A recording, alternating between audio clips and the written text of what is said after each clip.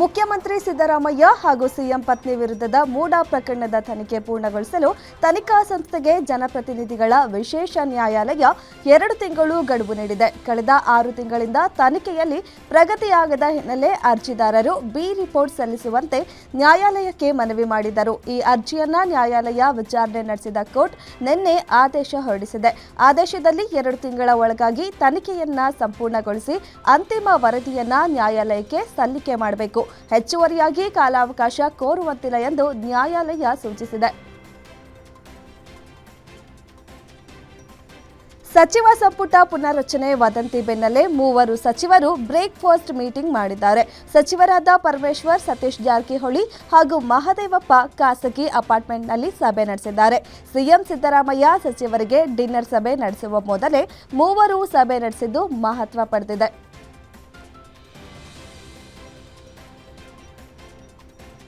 BPL ಹಾಗೂ Antyodaya ಕಾರ್ಡ್ಗಳಿಗೆ ಅನ್ನಭಾಗ್ಯದ 10 KG ಬದಲು 5 KG ಅಕ್ಕಿ ಹಾಗೂ ಉಳಿದ 5 ಕೆಜಿ ಅಕ್ಕಿ ಲೆಕ್ಕದಲ್ಲಿ ಆಹಾರ ಧಾನ್ಯ ನೀಡಲು ಸರ್ಕಾರ ಸಚಿವ ಸಂಪುಟದಲ್ಲಿ ನಿರ್ಧಾರ ಮಾಡಿದೆ. ಇಂದಿರಾ ಆಹಾರ ಕಿಟ್ ನೀಡಲು ಸರ್ಕಾರ ನಿರ್ಧರಿಸಿದೆ. ಅದರಂತೆ ಫಲಾನುಭವಿಗಳಿಗೆ 10 ಕೆಜಿ ಅಕ್ಕಿ ಬದಲಿಗೆ 5 ಕೆಜಿ ಅಕ್ಕಿ ನೀಡಲಾಗುತ್ತದೆ. ಉಳಿದ 5 ಕೆಜಿ ಅಕ್ಕಿ ಲೆಕ್ಕದಲ್ಲಿ ತೊಗರಿಬೇಳೆ, ಹೆಸರುಕಾಳು, ಸಕ್ಕರೆ, ಉಪ್ಪು ತಲಾ 1 ಕೆಜಿ ಹಾಗೂ 1 ಲೀಟರ್ ಅಡುಗೆ ಎಣ್ಣೆ ಪದಾರ್ಥವನ್ನು ಇಂದಿರಾ ಆಹಾರ ಕಿಟ್ನಲ್ಲಿ ನೀಡಲಾಗುತ್ತದೆ. ಗ್ಯಾರಂಟಿ ಮೂಲಕ ಹೆಣ್ಣು ಮಕ್ಕಳ ಮನಸ್ಸು ಗೆದ್ದಿದ್ದ ಕಾಂಗ್ರೆಸ್ ಸರ್ಕಾರ ಹೆಣ್ಣು ಮಕ್ಕಳಿಗೆ ಮತ್ತೊಂದು ಗಿಫ್ಟ್ ಕೊಟ್ಟಿದೆ. ಋತುಚಕ್ರದ ಸಮಯದಲ್ಲಿ 1 ದಿನ ರಜೆ ಕೊಡುವ ಮಹತ್ವದ ತೀರ್ಮಾನಕ್ಕೆ ಕ್ಯಾಬಿನೆಟ್ ಒಪ್ಪಿಗೆ ನೀಡಿದೆ. ಕಾರ್ಮಿಕ ಇಲಾಖೆ ಸಲ್ಲಿಸಿದ್ದ ಪ್ರಸ್ತಾವನೆಗೆ ಕ್ಯಾಬಿನೆಟ್ ಅನುಮೋದನೆ ನೀಡಿದೆ. ಋತುಚಕ್ರ ರಜೆ ನೀತಿ 2025ಕ್ಕೆ ಕ್ಯಾಬಿನೆಟ್ ಒಪ್ಪಿಗೆ ನೀಡಿದೆ.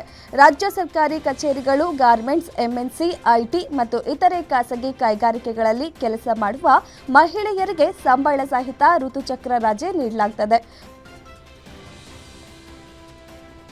ರಾಷ್ಟ್ರ ಮಟ್ಟದಲ್ಲಿ ವಾಲ್ಮೀಕಿ ಸಮಾಜಕ್ಕೆ ಮಾನ್ಯತೆ ಸಿಗ್ತಿಲ್ಲ. ಪ್ರಧಾನಿಗೆ ರಾಮಾಯಣ ಆದರ್ಶ ಇದ್ದರೆ ಕೂಡಲೇ ಜನಸಂಖ್ಯೆಗೆ ಅನುಗುಣವಾಗಿ ಹಣದ ಅಲೋಕೇಶನ್ ಆಗಬೇಕು ಅಂತ ದಾವಣಗೆರೆಯಲ್ಲಿ ಮಾಜಿ ಸಂಸದ ಉಗ್ರಪ್ಪ ಹೇಳಿಕೆ ನೀಡಿದ್ರು. ಕೇಂದ್ರದವರು ಎಸ್ಸಿ ಎಸ್ಟಿ ಬಗ್ಗೆ ಕೇವಲ ಮೊಸಳೆ ಕಣ್ಣೀರು ಹಾಕ್ತಾರೆ. ವಾಲ್ಮೀಕಿ ಬಗ್ಗೆ ಬದ್ಧತೆ ಇದ್ದರೆ ಸಂಸತ್ ಭವನದ ಮುಂದೆ ಮಹರ್ಷಿ ವಾಲ್ಮೀಕಿ ಪುತ್ಥಳಿ ನಿರ್ಮಾಣ ಮಾಡಲಿ. ಯಾವುದಾದರೂ ಒಂದು ರೈಲಿಗೆ ವಾಲ್ಮೀಕಿ ಹೆಸರು ಇಡಬೇಕು ಎಂದು ಒತ್ತಾಯಿಸಿದ್ರು.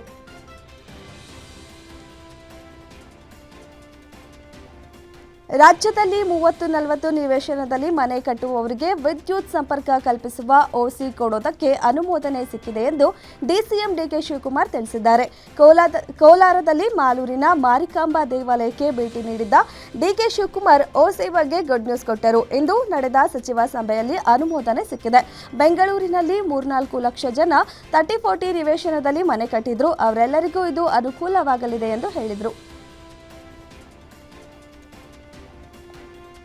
ಮಂಡ್ಯ ಜಿಲ್ಲೆಗೆ ಮತ್ತೊಂದು ನಿಗಮ ಮಂಡಳಿ ಅಧ್ಯಕ್ಷ ಸ್ಥಾನ ಒಲಿದು ಬಂದಿದೆ. ಕರ್ನಾಟಕ ರಾಜ್ಯ ಕೈಮಗ್ಗ ಅಭಿವೃದ್ಧಿ ನಿಗಮದ ಅಧ್ಯಕ್ಷರಾಗಿ ಐಪನಹಳ್ಳಿ ಬಿ ನಾಗೇಂದ್ರ ಕುಮಾರನ್ನ ನೇಮಕ ಮಾಡಲಾಗಿದೆ.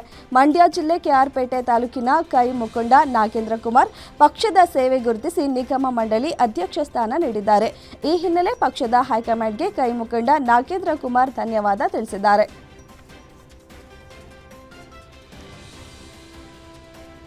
ಮಾಜಿ ಪ್ರಧಾನಿಗಳಾದ ಎಚ್.ಡಿ. ದೇವೇಗೌಡರು ಆರೋಗ್ಯವಾಗಿದ್ದಾರೆ. ಯಾರೂ ಆತಂಕ ಪಡುವ ಅಗತ್ಯವಿಲ್ಲ. 3-4 ದಿನದಲ್ಲಿ ಆಸ್ಪತ್ರೆಯಿಂದ ಡಿಸ್ಚಾರ್ಜ್ ಆಗ್ತಾರೆ ಎಂದು ಕೇಂದ್ರ ಸಚಿವರಾದ ಎಚ್.ಡಿ. ಕುಮಾರಸ್ವಾಮಿ ಮಾಹಿತಿ ನೀಡಿದರು. ಬೆಂಗಳೂರಿನಲ್ಲಿ ನಿನ್ನೆ ತಮ್ಮ ತಂದೆಯವರನ್ನ ಭೇಟಿ ಮಾಡಿ ಆರೋಗ್ಯ ವಿಚಾರಿಸಿದ ನಂತರ ಮಾಹಿತಿ ಹಂಚಿಕೊಂಡರು. ಕಳೆದ 3 ದಿನಗಳಿಂದ ವೈದ್ಯರು ಚಿಕಿತ್ಸೆ ನೀಡಿದ್ದಾರೆ. ದೇವರ ಮತ್ತು ಜನತೆಯ ಆಶೀರ್ವಾದದಿಂದ ಆರೋಗ್ಯವಾಗಿದ್ದಾರೆ ಎಂದು ಮಾಹಿತಿ ನೀಡಿದರು.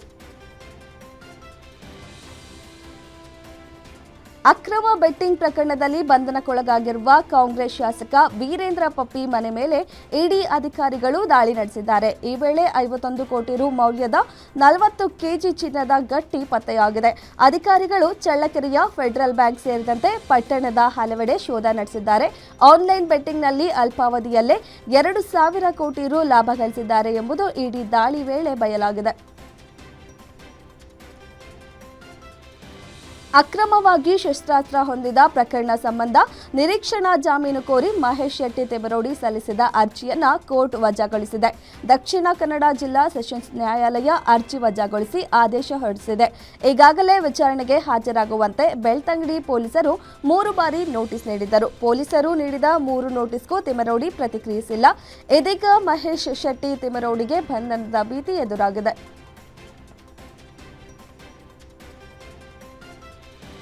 ಬೀದರ್ ಜಿಲ್ಲೆಯ ಗ್ರಾಮ ಪಂಚಾಯತ್ ಪಿಡಿಒ ವಿರುದ್ಧ ಲಕ್ಷಾಂತರ ಹಣ ದುರ್ಬಳಕೆ ಆರೋಪ ಕೇಳಿಬಂದಿದೆ. ಬೀದರ್ ತಾಲೂಕಿನ ಆಣದೂರು ಗ್ರಾಮ ಪಂಚಾಯಿತಿ ಪಿಡಿಒ ವಿರುದ್ಧ 2024-25ನೇ ಸಾಲಿನ 15ನೇ ಹಣಕಾಸು ಯೋಜನೆಯ 14 ಲಕ್ಷ ರೂಪಾಯಿ ದುರ್ಬಳಕೆಯಾಗಿದೆ ಎಂದು ಗ್ರಾಮ ಪಂಚಾಯಿತಿ ಸದಸ್ಯರೇ ಆರೋಪಿಸಿದ್ದಾರೆ. 3 ತಿಂಗಳಿಂದ ಸಾಮಾನ್ಯ ಸಭೆಯನ್ನು ಮಾಡಿಲ್ಲ ಅಂತ ಗ್ರಾಮ ಪಂಚಾಯಿತಿ ಸದಸ್ಯರು ಕಿಡಿಕಾರಿದ್ದಾರೆ. ಬೆಂಗಳೂರಿನ ಯಲಹಂಕದ ಕಿಚನ್ ಫ್ಯಾಮಿಲಿ ರೆಸ್ಟೋರೆಂಟ್ ಕಟ್ಟಡದಲ್ಲಿದ್ದ ಲಾಡ್ಜ್ನಲ್ಲಿ ಲವ್ ಬರ್ಡ್ಸ್ ಸೂಸೈಡ್ ಮಾಡಿಕೊಂಡಿದ್ದಾರೆ. ಮನೆಯಲ್ಲಿ ತಮ್ಮ ಪ್ರೀತಿಗೆ ಒಪ್ಪಿಗೆ ಸಿಗದ ಹಿನ್ನೆಲೆ ಪ್ರೇಮಿಗಳು ಲಾಡ್ಜ್ಗೆ 1 ವಾರದ ಹಿಂದೆಯೇ ಬಂದಿದ್ರು. ನಿನ್ನೆ ಇಬ್ಬರ ಮಧ್ಯೆ ಜಗಳವಾಗಿದ್ದು ಪೆಟ್ರೋಲ್ ಸುರಿದುಕೊಂಡು ಯುವಕ ಸಾವನ್ನಪ್ಪಿದ್ರೆ ಇತ್ತ ಯುವತಿ ದಟ್ಟ ಹೊಗೆಯಿಂದ ಉಸಿರುಗಟ್ಟಿ ಮೃತಪಟ್ಟಿದ್ದಾಳೆ.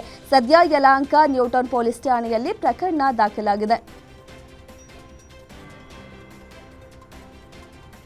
ಮೈಸೂರು ನಗರದಲ್ಲಿ 10 ವರ್ಷದ ಬಾಲಕಿ ಮೇಲೆ ಅತ್ಯಾಚಾರ ಎಸಗಿ ಕೊಲೆ ಮಾಡಿ ಎಸ್ಕೇಪ್ ಆಗಿದ್ದ ಆರೋಪಿಯನ್ನ ಕೊಳ್ಳೇಗಾಲದಲ್ಲಿ ಪೊಲೀಸರು ಪತ್ತೆ ಹಚ್ಚಿ ಕಾಲಿಗೆ ಗುಂಡು ಹಾರಿಸಿ ಕರೆತಂದಿದ್ದಾರೆ.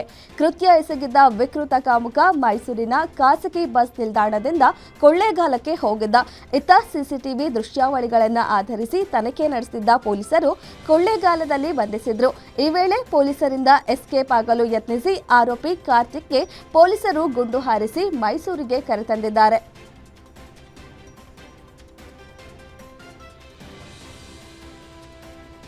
ಉತ್ತರ ಕನ್ನಡ ಜಿಲ್ಲೆಯಲ್ಲಿ ಕಾರವಾರದಲ್ಲಿ ಸ್ನೇಹಿತರೊಂದಿಗೆ ಈಜಲು ಹೋಗಿ ನೀರು ಪಾಲಾಗಿದ್ದ ಯುವಕನ ಶವ ಪತ್ತೆಯಾಗಿದೆ. ನಿನ್ನೆ ಕೈಗಡಿ ಬ್ರಿಡ್ಜ್ ಸಮೀಪ ಪ್ರವಾಸಕ್ಕೆ ಅಂತ 6 ಮಂದಿ ಯುವಕರ ತಂಡ ಆಗಮಿಸಿತ್ತು. ಈಜುವ ವೇಳೆ ಸಬಗೇರಿ ಗ್ರಾಮದ ಯುವಕ ಸಾಗರ್ ದೇವಾಡಿಗ ಎಂಬಾತ ನೀರಿನಲ್ಲಿ ಕೊಚ್ಚಿ ಹೋಗಿದ್ದ.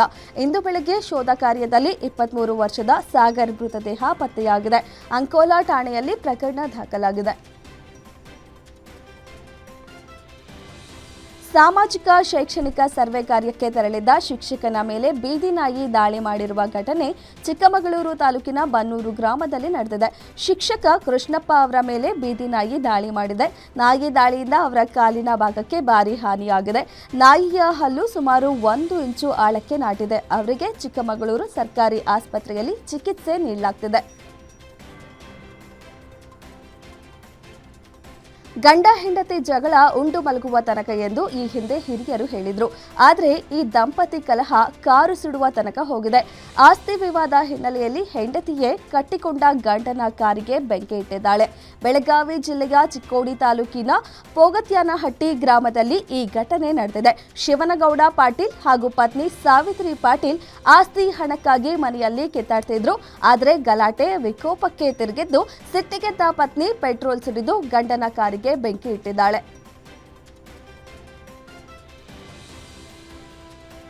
ವಿಜಯಪುರ ಜಿಲ್ಲೆಯ ಚಡಚಣ ಶಾಖೆಯ ಎಸ್ಬಿಐ ಬ್ಯಾಂಕ್ ದರೋಡೆ ಪ್ರಕರಣದ ಆರೋಪಿಗಳನ್ನು ಬಂಧಿಸುವಲ್ಲಿ ವಿಜಯಪುರ ಪೊಲೀಸರು ಯಶಸ್ವಿಯಾಗಿದ್ದಾರೆ. ಒಟ್ಟು 4 ಆರೋಪಿಗಳನ್ನು ಪೊಲೀಸರು ಬಂಧಿಸಿದ್ದಾರೆ. ಬಿಹಾರ ರಾಜ್ಯದ ರಾಕೇಶ್ ಕುಮಾರ್ ಸಹಾನಿ, ರಾಜ್ಕುಮಾರ ಪಾಸ್ವಾನ, ರಕ್ಷಕ್ ಕುಮಾರ್ ಮಾಥೋ ಬಂಧಿತ ಆರೋಪಿಗಳಾಗಿದ್ದಾರೆ. ಮಲೆನಾಡಿನಲ್ಲಿ ಈಗಾಗಲೇ ವನ್ಯಜೀವಿಗಳ ಕಾಟ ಹೆಚ್ಚಾಗಿದೆ. ಈ ನಡುವೆ ಚಿಕ್ಕಮಗಳೂರು ಜಿಲ್ಲೆಯ ಮೂಡಿಗೆರೆ ತಾಲೂಕಿನ ನಿಡುವಾಲೆ ಪ್ರಾಥಮಿಕ ಆರೋಗ್ಯ ಕೇಂದ್ರಕ್ಕೆ ನಾಗರಹಾವು ಎಂಟ್ರಿ ಕೊಟ್ಟಿದೆ. ನಾನು ಪೇಷಂಟ್ ಅನ್ನೋ ರೀತಿ ಎಂಟ್ರಿ ಕೊಟ್ಟಿದ್ದ ನಾಗರಹಾವನ್ನ ಕಂಡು ಆಸ್ಪತ್ರೆಯಲ್ಲಿದ್ದ ಸಿಬ್ಬಂದಿ ರೋಗಿಗಳು ಹೌಹಾರಿದ್ರು. ಸ್ಥಳಕ್ಕಾಗಮಿಸಿದ ಸ್ನೇಕ್ ಆರಿಫ್ ಸುರಕ್ಷಿತವಾಗಿ ಸೆರೆ ಹಿಡಿದು ಕಾಡಿಗೆ ಬಿಟ್ಟಿದ್ದಾರೆ. ತೆಂಗಿನ ಮರಕ್ಕೆ ಸಿಡಿಲು ಹೊಡೆದು ಬೆಂಕಿ ಹೊತ್ತಿಕೊಂಡ ಘಟನೆ ದಾವಣಗೆರೆ ತಾಲೂಕು ನರಸೀಪುರ ಗ್ರಾಮದಲ್ಲಿ ನಡೆದಿದೆ. ದೊಡ್ಡ ತಿಪ್ಪಣ್ಣ ಎಂಬುವರಿಗೆ ಸೇರಿದ ತೆಂಗಿನ ಮರ ಸಿಡಿಲಿಗೆ ಬೆಂಕಿ ಆಹುತಿಯಾಗಿದೆ. ಮಳೆ ಆಗಮನವಾಗ್ತಿದ್ದಂತೆ ತೆಂಗಿನ ಮರಕ್ಕೆ ಸಿಡಿಲು ಬಡಿದಿತ್ತು. ಹೊತ್ತಿ ಉರಿಯುತ್ತಿದ್ದ ತೆಂಗಿನ ಮರ ನೋಡಿ ಜನರು ಭೀಮಾ ನದಿಯ ಪ್ರವಾಹದಿಂದ ಕಲಬುರಗಿ ಜಿಲ್ಲೆಯ ಜೇವರ್ಗಿ ತಾಲೂಕಿನ ಚಾಮನೂರ ನರಿಬೋಳ ಸೇತುವೆಯ ಸಿಮೆಂಟ್ ಸ್ಲ್ಯಾಬ್ಗಳು ಕೊಚ್ಚಿ ಹೋಗಿವೆ. 2018ರಲ್ಲಿ 68 ಕೋಟಿ ರು ವೆಚ್ಚದಲ್ಲಿ ಆರಂಭವಾಗಿದ್ದ ಸೇತುವೆ ಕಾಮಗಾರಿ ಕಾಮಗಾರಿ 70% ಪೂರ್ಣಗೊಂಡಿತ್ತು. ಇದೀಗ ಭೀಮಾ ನದಿಯ ಪ್ರವಾಹಕ್ಕೆ ಸೇತುವೆಯ ಸಿಮೆಂಟ್ ಸ್ಲ್ಯಾಬ್ಗಳು ನದಿಗೆ ಉರುಳಿವೆ.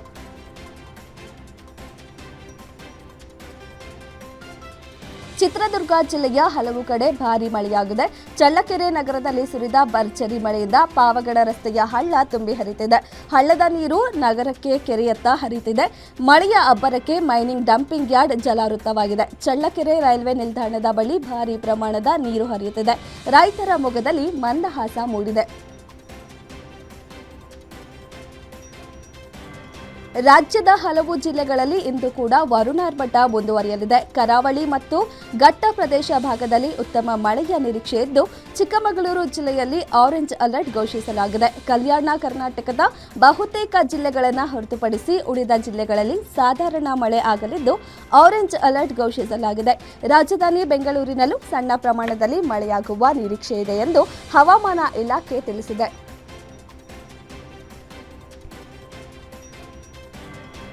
ಭಾರತದಲ್ಲಿ ಕ್ಯಾಂಪಸ್ ತೆರೆಯಲು ಯುಕೆಯ 9 ವಿಶ್ವವಿದ್ಯಾಲಯಗಳು ಸಿದ್ಧವಿದೆ ಎಂದು ಪ್ರಧಾನಿ ನರೇಂದ್ರ ಮೋದಿ ಹೇಳಿದ್ದಾರೆ. ಶೈಕ್ಷಣಿಕ ಸಂಬಂಧವನ್ನು ಬಲಪಡಿಸಲು ಐತಿಹಾಸಿಕ ಕ್ರಮಗಳನ್ನು ಕೈಗೊಳ್ಳಲಾಗಿದೆ ಎಂದರು.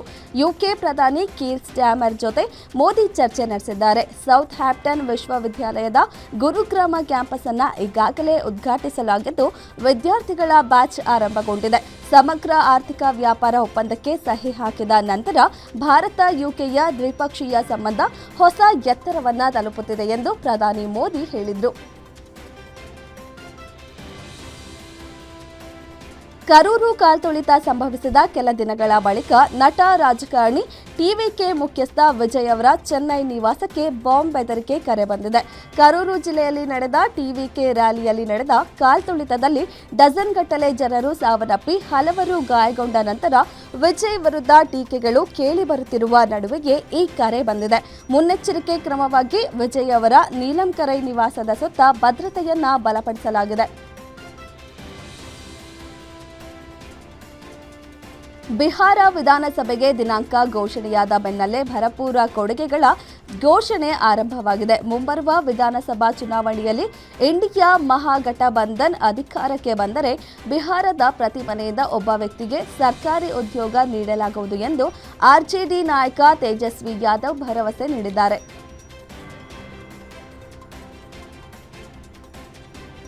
ಶಬರಿಮಲೆ ಅಯ್ಯಪ್ಪ ದೇವಸ್ಥಾನದಲ್ಲಿ ಚಿನ್ನ ನಾಪತ್ತೆ ಪ್ರಕರಣವು ಕೇರಳದಲ್ಲಿ ತೀವ್ರ ರಾಜಕೀಯ ಕೋಲಾಹಲ ಸೃಷ್ಟಿಸಿದೆ. ವಿಧಾನಸಭೆಯಲ್ಲಿ ತೀವ್ರ ಗದ್ದಲಕ್ಕೆ ಎಡೆಮಾಡಿಕೊಟ್ಟಿದೆ. ಶಬರಿಮಲೆ ಚಿನ್ನ ನಾಪತ್ತೆ ಪ್ರಕರಣದಲ್ಲಿ ಕೇರಳ ದೇವಸ್ವಂ ಸಚಿವ ವಿಎನ್ ವಾಸವನ್ ಅವರು ರಾಜೀನಾಮೆ ನೀಡಬೇಕು ಎಂದು ಒತ್ತಾಯಿಸಿ ಅಕ್ಟೋಬರ್ 6ರಿಂದ ವಿಧಾನಸಭೆಯಲ್ಲಿ ವಿಪಕ್ಷಗಳು ಪ್ರತಿಭಟನೆ ನಡೆಸುತ್ತಿದೆ. ಪ್ರತಿಭಟನೆ ತೀವ್ರಗೊಂಡಿದ್ದು ಮಾರ್ಷಲ್ಗಳ ಮೇಲೆ ಹಲ್ಲೆ ನಡೆದಿದೆ. ಮಧ್ಯಪ್ರದೇಶ ಪೊಲೀಸರು ಕೋಲ್ಡ್ರೀಫ್ ಕೆಮ್ಮಿನ ಸಿರಪ್ ತಯಾರಿಸಿರುವ ಸೆಸ್ಟ್ರಸ್ ಫಾರ್ಮಾಸ್ಯೂಟಿಕಲ್ಸ್ ಕಂಪನಿಯ ಮಾಲೀಕ ಎಸ್ ರಂಗನಾಥ್ ಅವರನ್ನ ಬಂಧಿಸಿದ್ದಾರೆ. ರಾಜ್ಯದಲ್ಲಿ ಹಲವಾರು ಮಕ್ಕಳ ಸಾವಿಗೆ ಕೋಲ್ಡ್ರೀಫ್ ಕಾರಣ ಎಂದು ತಿಳಿದುಬಂದಿದೆ. ಮಧ್ಯಪ್ರದೇಶ ತಮಿಳುನಾಡು ಪೊಲೀಸರು ನಡೆಸಿದ ಜಂಟಿ ಕಾರ್ಯಾಚರಣೆಯಲ್ಲಿ ರಂಗನಾಥ್ ಅವರನ್ನ ಚೆನ್ನೈನಲ್ಲಿ ಬಂಧಿಸಲಾಯಿತು. ವಶಕ್ಕೆ ತೆಗೆದುಕೊಂಡು ವಿಚಾರಣೆ ನಡೆಸಲಾಗುತ್ತಿದೆ.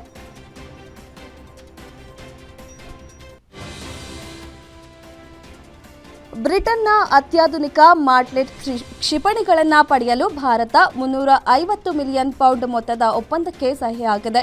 ಇತ್ತೀಚೆಗಷ್ಟೇ ಮುಕ್ತ ವ್ಯಾಪಾರ ಒಪ್ಪಂದಕ್ಕೆ ಸಹಿ ಹಾಕಿದ ಎರಡು ದೇಶಗಳು ಪರಸ್ಪರ ರಕ್ಷಣಾ ಕ್ಷೇತ್ರದಲ್ಲಿ ಕೊಳ್ಳುವಿಕೆ ಹೆಚ್ಚಿಸಿದೆ. ಭಾರತದ ರಕ್ಷಣಾ ಕ್ಷೇತ್ರದ ಈಗಿನ ಅವಶ್ಯಕತೆ, ಭವಿಷ್ಯದ ಅವಶ್ಯಕತೆಯನ್ನು ಗಮನದಲ್ಲಿಟ್ಟುಕೊಂಡು ಬ್ರಿಟನ್ನ ಕ್ಷಿಪಣಿಗಳನ್ನು ಭಾರತ ಖರೀದಿಸಲು ಹೊರಟಿದೆ.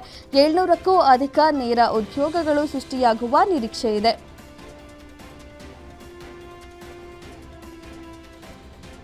ರಸ್ತೆಯಲ್ಲಿ ಸಂಚರಿಸುವಾಗ ವಾಹನ ಸವಾರರ ನಡುವೆ ಜಗಳವಾಗುವುದು ಸರ್ವೇ ಸಾಮಾನ್ಯ. ಕೆಲವೊಮ್ಮೆ ಮಾತಿನ ಚಕಮಕಿಯಲ್ಲಷ್ಟೇ ಇದ್ದರೆ ಇನ್ನು ಕೆಲವೊಮ್ಮೆ ಹೊಡೆದಾಟವೂ ನಡೆಯಬಹುದು. ಇದೇ ರೀತಿಯ ದೃಶ್ಯದ ವಿಡಿಯೋವೊಂದು ಈಗ ಸಾಮಾನ್ಯ ಯುವತಿಯೊಬ್ಬಳು ಪೆಪ್ಪರ್ ಸ್ಪ್ರೇ ಸಿಂಪಡಿಸಿದ್ದಾಳೆ. ಇದರಿಂದ ರೈಲು ಪ್ರಯಾಣ ಅಸ್ತವ್ಯಸ್ತವಾಯಿತು. ಹಲವಾರು ಪ್ರಯಾಣಿಕರು ಕೆಮ್ಮಿದರು, ಉಸಿರಾಡಲು ಕಷ್ಟಪಟ್ಟರು. ಈ ಘಟನೆಯು ಸೀಲ್ಡಾಗಿ ಹೋಗುವ ಸ್ಥಳೀಯ ರೈಲಿನ ಮಹಿಳಾ ಕೋಚ್ನಲ್ಲಿ ನಡೆದಿದ್ದು, ಪ್ರಯಾಣಿಕರು ಇದನ್ನು ಕ್ಯಾಮೆರಾದಲ್ಲಿ ಸೆರೆ ಹಿಡಿದಿದ್ದಾರೆ. ಈ ವಿಡಿಯೋ ಸಾಮಾಜಿಕ ಮಾಧ್ಯಮದಲ್ಲಿ ವೈರಲ್ ಆಗಿದೆ.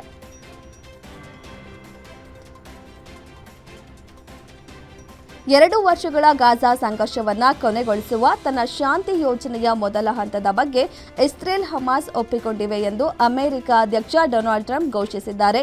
ಈ ಒಪ್ಪಂದವು ಕೆಲವು ಒತ್ತೆಯಾಳುಗಳು, ಕೈದಿಗಳ ಬಿಡುಗಡೆ, ಸಂಘರ್ಷ ನಿಲ್ಲಿಸುವ ಕ್ರಮಗಳನ್ನು ಒಳಗೊಂಡಿದೆ. ಟ್ರಂಪ್ ಸಾಮಾಜಿಕ ಮಾಧ್ಯಮದಲ್ಲಿ ಮಾಹಿತಿ ನೀಡಿದ್ದು, ಇದರ ಅರ್ಥ ಎಲ್ಲ ಒತ್ತೆಯಾಳುಗಳನ್ನು ಶೀಘ್ರದಲ್ಲೇ ಬಿಡುಗಡೆ ಮಾಡಲಾಗುತ್ತದೆ.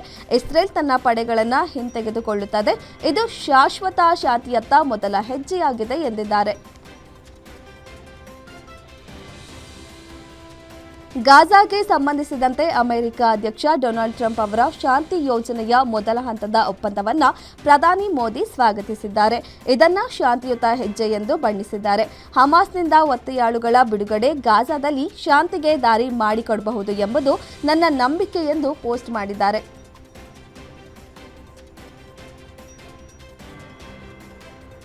2025ರ ಸಾಹಿತ್ಯಕ್ಕಾಗಿ ನೊಬೆಲ್ ಪ್ರಶಸ್ತಿಯನ್ನು ಹಂಗೇರಿಯನ್ ಲೇಖಕ ಲಾಜ್ಲೋ ಕ್ರಾಸ್ಟೋಹೋರ್ಕೈ ಪಡೆದಿದ್ದಾರೆ. ತಮ್ಮ ಕೃತಿಯ ಮೂಲಕ ಸಮಕಾಲೀನ ಜೀವನದ ಸಾರವನ್ನು ಜಗತ್ತಿಗೆ ತೋರಿಸಿದ ನಮ್ಮ ಕಾಲದ ಭಯೋತ್ಪಾದನೆ ದುರ್ಬಲತೆಯನ್ನ ಎತ್ತಿ ತೋರಿಸುತ್ತದೆ. ಮುಂದಿನ ಪೀಳಿಗೆಯ ಶಕ್ತಿ ಮತ್ತು ಸ್ಥಿತಿಸ್ಥಾಪಕತ್ವ ಬಗ್ಗೆ ಈ ಕೃತಿಗಳಲ್ಲಿ ಈ ಸಮಾಜಕ್ಕೆ ತೋರಿಸಿದ್ದಾರೆ. ಇನ್ನು ಪ್ರಶಸ್ತಿಗಾಗಿ 2 ಭಾರತೀಯರು ಸ್ಪರ್ಧಿಸಿದ್ದಾರೆ.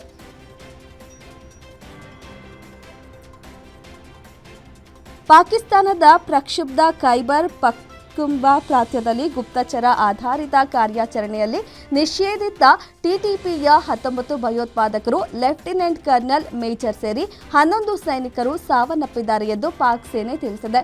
ಅಫ್ಘಾನಿಸ್ತಾನದ ಗಡಿಯಲ್ಲಿರುವ ಪ್ರಾಂತ್ಯದ ಒರೈಕೈ ಜಿಲ್ಲೆಯಲ್ಲಿ ಫಿಟ್ನಾ ಅಲ್ ಖವಾರಿಜ್ಗೆ ಸಂಬಂಧಿಸಿದಂತೆ ಭಯೋತ್ಪಾದಕರು ಅಡಗಿರುವ ಮಾಹಿತಿ ಸಿಕ್ಕ ಬೆನ್ನಲ್ಲೇ ಪಾಕ್ ಸೈನಿಕರು ಮತ್ತು ಭಯೋತ್ಪಾದಕರ ನಡುವಿನ ಭೀಕರ ಗುಂಡಿನ ಚಕಮಕಿ ನಡೆದಿದೆ. ಈ ಸಂದರ್ಭದಲ್ಲಿ 19 ಭಯೋತ್ಪಾದಕರು ಹತ್ಯೆಗೀಡಾಗಿದ್ದು 11 ಪಾಕಿಸ್ತಾನಿ ಸೈನಿಕರು ಸಾವನ್ನಪ್ಪಿದ್ದಾರೆ.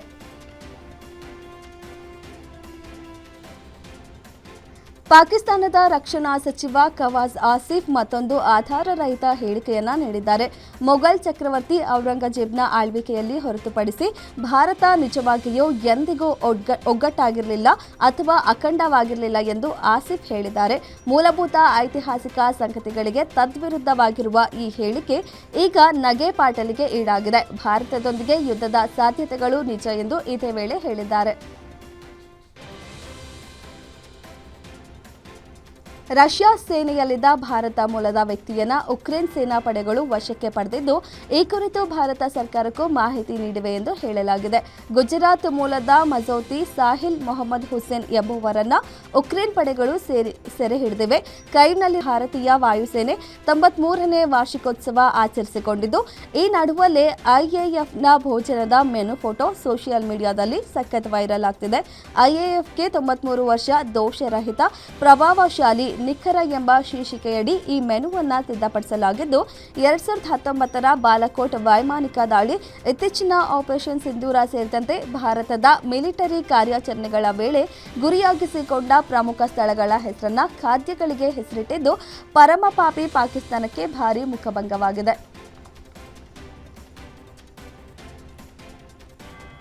ನಾಡಿನ್ ಡಿ ಕ್ಲರ್ಕ್ ಅರ್ಧಶತಕ ಮತ್ತು ಕ್ಲೋಯ್ ಟ್ರಯಾನ್ ಆಲ್ರೌಂಡ್ ಪ್ರದರ್ಶನದ ನೆರವಿನಿಂದ ದಕ್ಷಿಣ ಆಫ್ರಿಕಾ ತಂಡ ಐಸಿಸಿ ಮಹಿಳಾ ಏಕದಿನ ವಿಶ್ವಕಪ್ ಟೂರ್ನಿಯ ಪಂದ್ಯದಲ್ಲಿ ಭಾರತ ತಂಡವನ್ನು 3 ವಿಕೆಟ್ಗಳಿಂದ ಸೋಲಿಸಿತು. ಭಾರತದ 252 ರನ್ಗಳ ಗುರಿಯನ್ನು ಬೆನ್ನಟ್ಟಿದ ದಕ್ಷಿಣ ಆಫ್ರಿಕಾ 48.5 ಓವರ್ಗಳಲ್ಲಿ 7 ವಿಕೆಟ್ಗಳಿಗೆ 252 ರನ್ ಗಳಿಸಿ ಭರ್ಜರಿ ಗೆಲುವು ಸಾಧಿಸಿದೆ.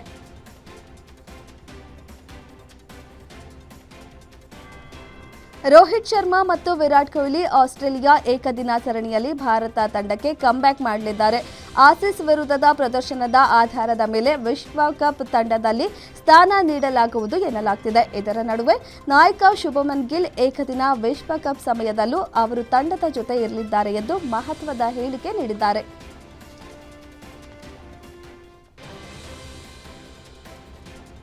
ಭಾರತ ಮತ್ತು ವೆಸ್ಟ್ ಇಂಡೀಸ್ ನಡುವಣ 2ನೇ ಟೆಸ್ಟ್ ಪಂದ್ಯ ಇಂದು ಪ್ರಾರಂಭವಾಗಲಿದೆ. ಈ ಹಿನ್ನೆಲೆಯಲ್ಲಿ ಸುದ್ದಿಗೋಷ್ಠಿಯಲ್ಲಿ ಮಾತನಾಡಿದ ಭಾರತದ ನಾಯಕ ಶುಭ್ಮನ್ ಗಿಲ್ ತಮ್ಮ ಸಹ ಆಟಗಾರ ರವೀಂದ್ರ ಜಡೇಜಾ ಅವರನ್ನ ಗುಣಗಾನ ಮಾಡಿದ್ದಾರೆ. ಅವರು ತಂಡದಲ್ಲಿರುವುದೇ ಅದೃಷ್ಟ ಎಂದು ಶ್ಲಾಘಿಸಿದ್ದಾರೆ.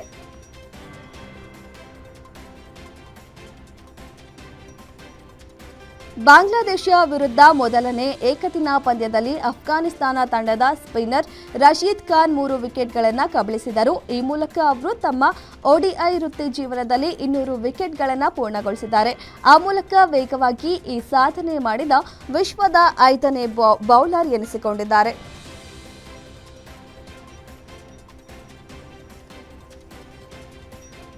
ಬ್ಲೂಮ್ಬರ್ಗ್ ಬಿಲಿಯನಿಯರ್ಸ್ ಇಂಡೆಕ್ಸ್ಗೆ ರೊನಾಲ್ಡ್ ಸೇರ್ಪಡೆಯಾಗುತ್ತಿರುವುದು ಇದೇ ಮೊದಲ ಬಾರಿಯಾಗಿದೆ. ಈ ಮೂಲಕ ಅವರು ಫುಟ್ಬಾಲ್ನ ಅತ್ಯಧಿಕ ಸಂಪಾದನೆಯ ಆಟಗಾರನೆಂಬ ತನ್ನ ಹೆಗ್ಗಳಿಕೆಯನ್ನ ಬಲಪಡಿಸಿಕೊಂಡಿದ್ದಾರೆ ಮತ್ತು ತನ್ನ ದೀರ್ಘಕಾಲೀನ ಎದುರಾಳಿ ಅರ್ಜೆಂಟೀನಾದ ಲಿಯೋನೆಲ್ ಮೆಸ್ಸಿಯನ್ನ ಹಿಂದಿಕ್ಕಿದ್ದಾರೆ.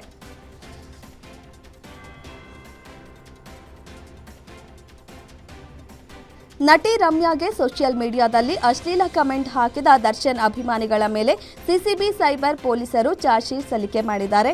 11 ಆರೋಪಿಗಳ ಮೇಲೆ 380 ಪುಟಗಳ ಸುದೀರ್ಘ ಚಾರ್ಜ್ ಶೀಟ್ ಸಲ್ಲಿಕೆ ಮಾಡಲಾಗಿದೆ. ಆರೋಪಿಗಳ ಮೊಬೈಲ್, ಸೋಷಿಯಲ್ ಮೀಡಿಯಾದಲ್ಲಿ ಕಮೆಂಟ್ ಹಾಕಿದ ಸ್ಕ್ರೀನ್ಶಾಟ್, ವಿಡಿಯೋ ಶೇರ್ ಆಗಿರುವ ಲಿಂಕ್ಗಳು, ದೂರುದಾರೆ ರಮ್ಯಾ ಸ್ಟೇಟ್ಮೆಂಟ್, ವಿಧಿವಿಜ್ಞಾನ ಪ್ರಯೋಗಾಲಯದ ವರದಿ, ಆರೋಪಿಗಳ ಸ್ವ ಇಚ್ಛಾ ಹೇಳಿಕೆ ಆಧಾರದಲ್ಲಿ ಚಾರ್ಜ್ ಶೀಟ್ ಸಲ್ಲಿಕೆ ಮಾಡಲಾಗಿದೆ.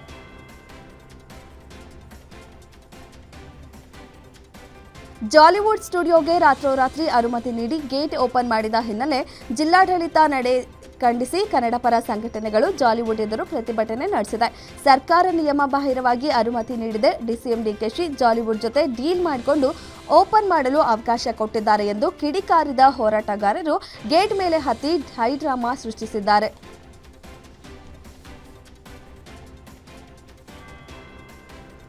ಈ ಹಿಂದೆ ನಡೆದ ಸೀಸನ್ಗಳಂತೆ ಈ ಬಾರಿಯ ಸೀಸನ್ ಅಲ್ಲ ಎಂಬ ವ್ಯಾಖ್ಯಾನವನ್ನ ಬಿಗ್ ಬಾಸ್ ಸಾಬೀತುಪಡಿಸುತ್ತಿದೆ. ಅದು TRP ವಿಚಾರದಲ್ಲೂ ಮುಂದುವರೆದಿದೆ. ಇದೀಗ ಈ ವರ್ಷದ 39ನೇ ವಾರದ TRP ಹೊರಬಿದ್ದಿದೆ. ಶಾಕಿಂಗ್ ಎಂಬಂತೆ ಬಿಗ್ ಬಾಸ್ಗೆ ಮೊದಲ ವಾರ ಭರ್ಜರಿ TRP ಸಿಕ್ಕಿದೆ.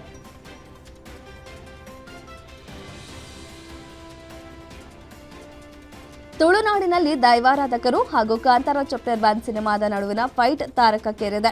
ಕಾಂತಾರ ಚಾಪ್ಟರ್ 1 ಸಿನಿಮಾದಲ್ಲಿ ದೈವಾರಾಧನೆ ಬಳಕೆ ವಿರುದ್ಧ ಸಿಡಿದಿದ್ದ ದೈವಾರಾಧಕರು ದೇವಸ್ಥಾನದ ಮೆಟ್ಟಿಲೇರಿ ಸಾಮೂಹಿಕ ಪ್ರಾರ್ಥನೆ ಸಲ್ಲಿಸಿದ್ದಾರೆ. ಮಂಗಳೂರಿನ ಬಜಪೆ ಸಮೀಪ ಪೆರಾರ ಬ್ರಹ್ಮ ಬಲವಂಡಿ ಪಿಲಿಚಂಡಿ ದೇವಸ್ಥಾನದಲ್ಲಿ ದೈವನರ್ತಕರು ಹಾಗೂ ದೈವಾರಾಧಕರು ಸಾಮೂಹಿಕ ಪ್ರಾರ್ಥನೆಯನ್ನ ಸಲ್ಲಿಸಿದ್ದಾರೆ. ಕಾಂತಾರ ಚಾಪ್ಟರ್ 1 ಸಿನಿಮಾ ಹಾಗೂ ದೈವಾರಾಧನೆಯ ಅಪಹಾಸ್ಯದ ವಿರುದ್ಧ ದೇವಸ್ಥಾನದ ಮೆಟ್ಟಿಲೇರಿದ್ದಾರೆ.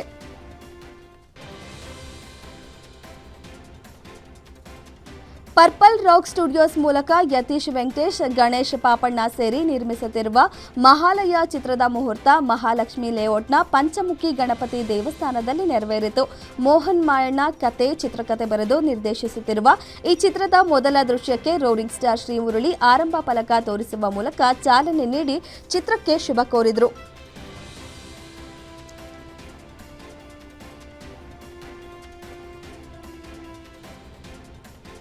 ರಾಜ್ ವಿಜಯ್, BN ಸ್ವಾಮಿ ನಿರ್ಮಾಣದ ಹಾಗೂ ರಾಜ್ ವಿಜಯ್ ನಿರ್ದೇಶನದ ಬಾಲಾಜಿ ಮನೋಹರ್, ಗೋಪಾಲಕೃಷ್ಣ ದೇಶಪಾಂಡೆ, RJ ವಿಕ್ಕಿ ಮುಂತಾದವರು ಪ್ರಮುಖ ಪಾತ್ರದಲ್ಲಿ ನಟಿಸಿರುವ ಗ್ರೀನ್ ಚಿತ್ರದ ಟ್ರೇಲರ್ ಅನ್ನು ಕರುನಾಡ ಚಕ್ರವರ್ತಿ ಶಿವರಾಜ್ ಕುಮಾರ್ ಬಿಡುಗಡೆ ಮಾಡಿ ಚಿತ್ರ ಯಶಸ್ವಿಯಾಗಲೆಂದು ಹಾರೈಸಿದ್ದಾರೆ.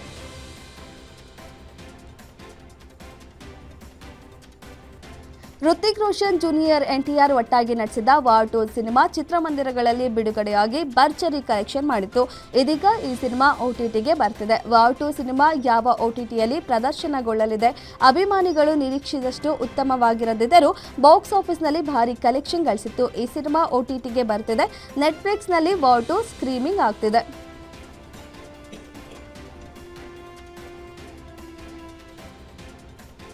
ZEE5 OTT ಮತ್ತು PRK ಪ್ರೊಡಕ್ಷನ್ ಒಂಟಿಯಾಗಿ ಮಾರಿಗಲ್ಲು ವೆಬ್ ಸರಣಿ ನಿರ್ಮಿಸಿದೆ. ಈ ವೆಬ್ ಸೀರೀಸ್ ಅಕ್ಟೋಬರ್ 31ರಿಂದ ಪ್ರಸಾರ ಆಗಲಿದೆ. ಕುತೂಹಲ ಮೂಡಿಸಲು ಈಗ ಮಾರಿಗಲ್ಲು ವೆಬ್ ಸರಣಿ ಟೀಸರ್ ರಿಲೀಸ್ ಮಾಡಲಾಗಿದೆ. ನಟ ಧನಂಜಯ ನಿರೂಪಣೆಯ ಧ್ವನಿಯೊಂದಿಗೆ ಟೀಸರ್ ಆರಂಭ ಆಗ್ತದೆ. ಇದರಲ್ಲಿ ಪುನೀತ್ ರಾಜ್ಕುಮಾರ್ ಅವರು ಕಾಣಿಸಿಕೊಂಡಿರುವುದು ವಿಶೇಷ.